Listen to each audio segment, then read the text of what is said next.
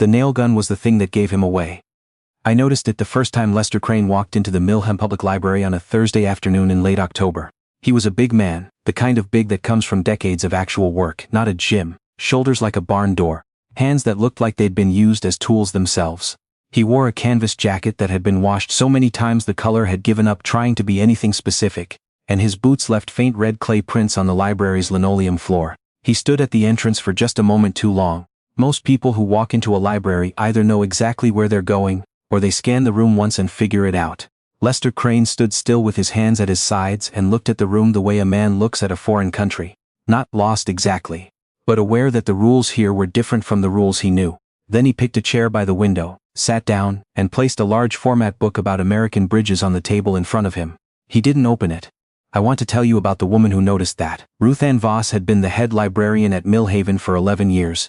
She was 38, with the kind of face that people often mistook for cold until they said something worth her attention and her whole expression shifted, suddenly and completely, the way a sky shifts just before rain. She wasn't cold, she was precise. There is a difference, though most people never bother to find it. She had grown up in a family of talkers. Loud, cheerful people who filled every silence with noise. And she had learned early that the most interesting information in any room was almost never the thing being said out loud. It was the thing underneath, the hesitation. The way someone's hands moved when they described something they claimed not to care about. That quality, some people called it perceptive, some called it unsettling, a few called it plain rude, had made her very good at her job and very solitary in her personal life. People liked to be seen, she had found, but only up to a certain point. After that, being seen felt like being caught. She noticed Lester Crane on that first Thursday the way she noticed everything, without making a production of it. He came back the following Thursday, same chair, same large format bridge book. He turned a few pages this time. Slowly, without the rhythm of someone actually reading. More like someone approximating the performance of reading. He stayed for 45 minutes and left before the after-school crowd arrived. The week after that, Ruth Ann found herself paying attention to the clock around 2:30. I should tell you something about Millhaven, Montana, because the town matters here. It's the kind of place where everybody knows what everybody does for a living, and what they earn doing it, and approximately what their father earned doing whatever he did before them. It is not a cruel town. It is simply a town without much margin for mystery. Things that cannot be explained tend to get explained anyway, usually incorrectly and at the counter of Denny's Diner on Route 9. Lester Crane had grown up 40 miles outside town on a small cattle operation that had passed from his grandfather to his father to him. He was 41 years old. He had never married, had come close once people said, but close was a word that covered a lot of ground out here. He did his own fencing, his own calving, his own equipment repair. He paid his bills in cash at the hardware store. He said good morning when he passed you on the street and he meant it, and that was generally the full extent of the conversation. He was spoken of in the way of small towns as a good man. Dependable, self-sufficient, quiet. What nobody said, what nobody had thought to notice was that Lester Crane had never in his life been seen reading anything. Not a menu, not a road sign he had to puzzle over out loud, not a notice on a community board. He navigated it all through a combination of memory, pattern, and the particular genius of someone who has spent 40 years compensating for the one thing they never learned. Ruth Ann noticed on the fourth Thursday. She had been resolving in the 600s, applied sciences, which was her least favorite section because the spine fonts were inconsistent. And she happened to be at the end of the row when Lester came in. She watched him cross to his usual chair. She watched him put the bridge book on the table. She watched him open it to somewhere in the middle and set his hands flat on either side of the page. And she thought, he's looking at the pictures. Not because there was anything wrong with looking at pictures. The bridge book had excellent photographs. She had looked through it herself once, on a slow Tuesday, but the way he looked at them was particular. He moved through each photograph with the slow, deliberate attention of someone extracting everything available from a single source. Because that source was the only one he had access to. She put the book she was holding back on the cart and walked to the reference desk and sat down. She did not go over. She did not say anything. She filed the observation away in the careful private place where she kept things that were not hers to act on yet. It was the fifth Thursday when he came to the desk. He walked up the way men like him do, directly, no preamble, already slightly apologetic for taking up space. He put both hands on the counter and said, "I'm looking for something about construction. Residential. Maybe something with drawings." His voice was low and even. The voice of a man who chose words the way he chose tools, only what was necessary. Ruth Ann, an assessing look. "Just present. Structural or finishing?" she said. Something shifted in his face. He hadn't expected a question back, he'd expected to be pointed in a direction. "Structural," he said. "Foundation work mostly." She came around the desk and led him to the 690s. She pulled 3 books and set them on the shelf ledge and opened each one briefly, not handing them to him, just making them available. "This one," she said, tapping the middle volume, "has the clearest diagrams. The other 2 have more text." She said it naturally. She said it the way you'd say the red one has the best tomatoes at a farmer's market. She did not underline it. She did not watch his face when she said it. She went back to the desk. He checked out the diagram book. She knew because she processed it herself, though she hadn't planned to be at that station when he came up. He slid the book across the counter. She ran it through the system. She told him it was due back in 3 weeks. He said, "Thank you, ma'am." She said, "Ruth Ann." He looked at her. "My name," she said. "It's Ruth Ann, not ma'am." He looked at her for a moment in the way of someone recalibrating. "Ruth Ann," he said, and then "Lester, I know," she said. And she meant it simply. She did know the way you know people in a town this size. But she watched his face do something complicated with that. Some brief rearrangement she didn't try to interpret. He left. She watched him push through the glass door and cross the parking lot to a truck that was at least 15 years old and meticulously maintained. She turned back to her desk. She had not embarrassed him. She was certain of that. She was also certain that he would come back. He came back the following Thursday. He returned the diagram book and stood at the counter and said, "Do you have anything on roofing? Pitched roofs, not flat." She did. She took him there herself again. This time she noticed that when she opened the books, he leaned in slightly to look at the pages she had chosen, and his eyes went first to the illustrations, not the headings. She'd thought about this the week before.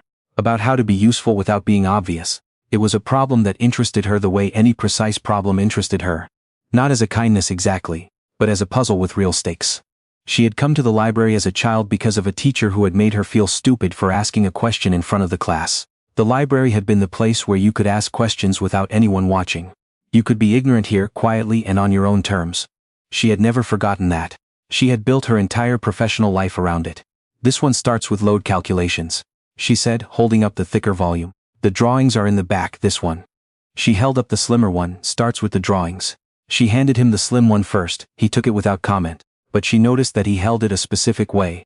Thumb on the front cover, fingers splayed at the back edge. The way you'd hold something you were already reading, not something you were carrying. She didn't say anything about that either. It became a pattern. Every Thursday 2:30, sometimes closer to 3 if calving season was pressing on him. He would return whatever he had taken out. He would ask, simply and without elaboration, for something on a topic connected to whatever he was building or fixing or planning. She would take him to the section and open the relevant books herself and make the choice between them clear in practical terms. Illustrations versus text, simple versus technical, overview versus detail, without explaining why she made the distinction. He was building something. She gathered that much over weeks. Something large based on the progression of subjects: foundation, framing, roofing, interior walls, electrical rough-in. A house, she thought. He was building a house by himself from the ground up, with no contractor and no crew, and presumably with no written instructions he could parse on his own. She found that extraordinary. Not in a pitying way. In the way that anything done with that particular combination of stubbornness and ingenuity is extraordinary. She started pulling books on Thursday mornings before he arrived, setting them loosely on the cart near the 690s. Not in a special pile, not labeled, just close to where they'd be going anyway. In November a cold snap came down from Canada and didn't leave. Lester started arriving later on Thursdays, sometimes as late as 4, and he looked more worn when he came. The outdoor kind of worn, the kind that settles into the crisp around the eyes. But he always came. One Thursday he came in and there was a new volunteer at the front desk. A teenage boy named Marcus, who was earnest and well-meaning, and who looked up when Lester walked in and said, "Can I help you find something?" In the bright, slightly too loud voice of someone new to the job. Ruth Ann was coming out of the back room when it happened. She watched Lester pause. Watched him look at Marcus with the particular expression of a man doing a rapid internal calculation. Watched him open his mouth. "Foundation waterproofing," she said from across the room. Both of them looked at her. "That's what you were looking for last time," she said to Lester easily, as though she were simply continuing a conversation. "I set something aside." She turned and went back toward the stacks. After a moment she heard him follow. She hadn't set anything aside. She pulled 2 books on the spot and handed them to him without ceremony. He was quiet for a moment. Then he said, "You didn't need to do that," she said. He looked at her. His jaw was set, and she could see something behind his eyes that wasn't quite gratitude and wasn't quite discomfort. Something that had no clean name, the feeling of being helped in a way that preserved your dignity so completely that you almost resented it. "The kid would have been fine," he said. "Marcus is fine," she agreed. "He just started. He doesn't know the collection yet," she said it easily. She meant it to land easily and she watched it land and she went back to the desk. December came. He asked about cabinetry one week, finish carpentry the next. She began to look forward to Thursdays in a way she didn't examine too closely. It was the problem, she told herself. The evolving project, the progression of questions. She was professionally interested. She was also aware that this was not entirely true. There was the matter of his hands. She had noticed. How could she not? The way he handled the books she gave him. He was careful with them in the meticulous way of someone who deeply respects what he doesn't fully have access to. He returned them always in perfect condition, sometimes with a small piece of torn paper tucked inside to mark a page with a drawing he'd apparently wanted to remember. She had started quietly to note which pages those were. She had also noticed, and this she turned over at length, alone, on the drive home along the dark highway, that he had begun to stay a little longer each week. Not to look at books. He would check out what he'd come for, and then he'd stand at the desk a few minutes, and they would talk. About the weather, about the roads, about what the county was doing with the old fairgrounds property. About whether the hardware store on Clement Street was really closing or if that was just a rumor. He talked the way he did everything. Slowly, with intention, only as much as was required. But he came back the next week. And the next. It was a Tuesday in January, not his usual day, when he came in. She looked up and something went still in her. The way things go still when the expected happens at the wrong time, and you realize suddenly that you had been expecting it more than you knew. He looked different. Not in his appearance, the same canvas jacket, the same boots, something in how he was standing. A careful steadiness, the kind that takes effort. He came to the desk and put both hands flat on the counter, which she had come to understand as his version of taking a breath. I need to ask you something, he said. She waited. I want to learn to read, he said, properly. I can get by, I can do some of it, but I can't do it the way I need to. He stopped, his jaw moved. I've been managing a long time without it. I figure that's enough time. The room was quiet. It was a Tuesday morning and there was almost no one else in the building. Ruth Ann looked at him. She did not look surprised. Not because she wasn't surprised, but because she had made a decision some weeks ago that she would not perform surprise if this moment came. He had worked himself up to this for a long time. She would not make him pay for it with her reaction. 41's not old, she said. He looked at her steadily. No, he said. I know the woman who runs the adult literacy program at Flathead Valley Community College. She's good, discreet. She paused. She owes me a favor. Not relief. Exactly. But the particular relaxation of a muscle that has been held tense for so long it had stopped registering the effort. Is that something you'd want, she said. Yes, he said. It came out simply. No qualifications, no pride pulling at it. She nodded. I'll call her today. He stood there a moment longer.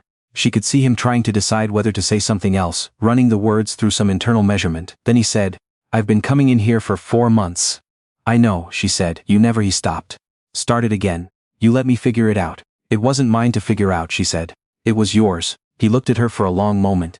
The winter light was coming through the front windows at a low angle, the way it does in Montana in January, and it caught the side of his face and showed her the lines there. The weather lines, the working lines, the years of early mornings and quiet dinners alone. Thank you, he said. And he meant something larger than the word. Come back Thursday, she said. I'll have the information. He came back Thursday and the Thursday after that. In March he told her he'd finished the walls. She asked if he'd used the book on interior insulation or the one on vapor barriers. He said both. She said that was the right call. He said he'd thought so. In April he asked if the library had anything on cabinet hardware, and she said yes, and they walked to the section together and he stopped in the aisle and said, I read the whole chapter on dovetail joinery by myself. She looked at him. The whole thing, he said. Took me 3 nights, but I read it. She was quiet for a moment, then she said, what did you think of it? He considered this seriously the way he considered everything. Thought it was written by someone who'd done it 1,000 times and forgot that the rest of us haven't. She almost smiled. That's a fair critique. But I understood it, he said. And that was the thing he was telling her. She knew. Not the critique, the understanding. The house was finished in June. He came in on a Thursday in early summer, with a different quality of stillness about him. Not the held-breath stillness of someone managing, but something easier. He was wearing a clean shirt, which she noticed because in 7 months she had rarely seen him in one. He put a piece of paper on the counter. She looked at it. It was folded once neatly. She unfolded it. It was a note, handwritten in large careful letters. The handwriting of someone who was still learning the physical part of it, deliberate and a little angular. The spelling was nearly perfect, which she suspected had cost him real effort. It said, I built a house and I can read now. I don't know which of those things feels bigger. You knew something was wrong and you didn't make me small for it. That matters more than I know how to say yet. I'll keep working on the words. Lester, she read it twice. She looked up at him. You kept the paper marks, she said. The ones you put in the books. He looked slightly caught. Yeah. You were marking the diagrams you wanted. At first, he said. Later I was marking the parts I wanted to go back and read. She folded the note along its crease and held it for a moment. There are things in this life that arrive quietly, without announcement, and you don't always know what they are until they're already there. I think Ruth Ann Voss had known for a while. I think Lester Crane had known for a while too, in the way that practical people know things, not as feelings first but as facts that accumulate until they can't be set aside anymore. She said, "The house. Does it have a front porch?" He said, "I put one on in May." She said, "Is there room for a chair?" And he looked at her the way a man looks at something he didn't let himself want until just now, and he said, "There's room for two." I've thought about that story for a long time. Not because it's unusual. People fall in love in small towns every day, and people learn to read later in life than most of us expect, and people carry quiet things for a long time before they set them down. None of that is rare. What I think about is the particular quality of attention Ruth Ann gave to a man she barely knew. The way she let him be exactly where he was, without pulling him along faster than he could go, without making him perform his struggle for her sympathy. She saw him, not the version of him that would have been easier to see. Not the one that fit the simple story about why a grown man couldn't read, but the whole complicated real one. The stubbornness and the ingenuity, the pride and the courage, the 41 years of managing on his own terms, and the one Tuesday morning when he decided those terms were no longer enough. She didn't fix him. He didn't need fixing. She just made sure the door was open and the light was on and nobody was watching when he came through. Do you know how rare that is? I'd like to think most of us have had someone like that, or been someone like that even once, even imperfectly. Someone who noticed the whole of you and didn't look away and didn't make you pay for being seen. Tell me in the comments, has anyone ever truly seen you that way? Not the easy version of you, the real one, the one you usually keep quiet. I think you might be surprised how many people here know exactly what you mean.